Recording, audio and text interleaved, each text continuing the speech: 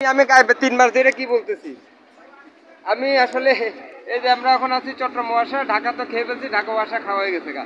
এখন চট্টগ্রাম মহাশয় আছি, এদেরকে ঠিক করতেছি। আসলে এনাদেরকে নিয়ে অনেকে আসলে অনেক কথা বলে যে এরা কিন্তু পানি দেয়। তো আসলে যারা ডিপের ব্যবসা করে এরা আসলে চাবিটা বন্ধ গেছে, আমরা ওয়াসা এখন এই পানি চাবি আমরা খোলা লোয়াইছি।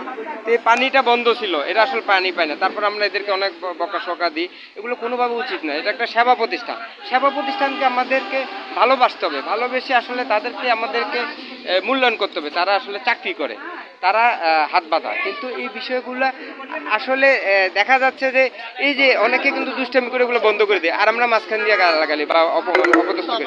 তারা যে চাকরি করে, সেবা প্রতিষ্ঠানে সেবার কাজ করে, এই যে সেবার আসলে মূল্যায়ন, আমাদের তাদেরকে সম্মান করা উচিত, শ্রদ্ধা করা উচিত। আর যারা দুষ্ট লোক তো দুষ্টামি করবে, এগুলো আসলে খেয়াল রাখতে হবে। এই চাবি বন্ধ করা বা দুষ্টামি করা, এগুলো আসলে আমরা প্রকৃতভাবে চাবি আমরা চেক করব, চেক করার পরে দেখব পানি আছে কিনা। হ্যাঁ, তারপরে আমরা তাদেরকে বকা দেব, কারণ তারা চাকরি করে, তাদেরকে কথা বলা কোনোভাবে অপদস্থ অপমান করা কোনোভাবে ঠিক না। তারা আমাদেরই ভাই বাদা। আমরা এখন চট্টগ্রাম মহাশয়ের সাথে আছি, খুব ভালো লাগলো। ঢাকা মহাশয় ঠিক হয়ে গেছে, চট্টগ্রাম মহাশয় ঠিক আছে। সবাই সাথে থাকবেন, ধন্যবাদ। সাথে আসসালামু আলাইকুম রহমতুল্লাহ।